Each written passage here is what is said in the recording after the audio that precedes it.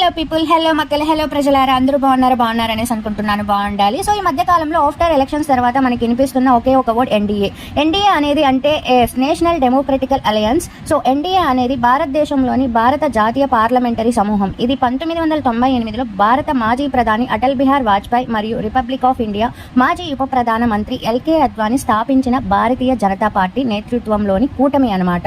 NDA 1998 మరియు 1999 సార్వత్రిక ఎన్నికల్లో అటల్ బిహారీ వాజ్పేయిని ప్రధానమంత్రి అభ్యర్థిగా చేయడం ద్వారా ఎదుర్కొంది. 2 ఎన్నికల్లో గెలిచి ప్రభుత్వాన్ని ఏర్పాటు చేసింది.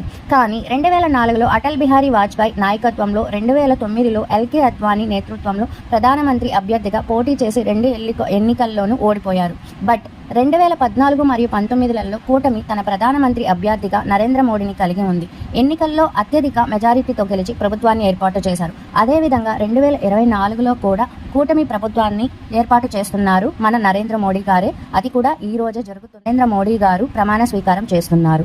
ఈ వీడియో కనుక మీకు నచ్చినట్టయితే please like, share and subscribe to my channel. My channel name is @present updates. నాకు వ్యూస్ అయితే రావట్లేదు, సో మీరు లైక్ చేస్తేనే వ్యూస్ వస్తాయి. ప్లీజ్ లైక్ చేయండి. Thank you so much guys.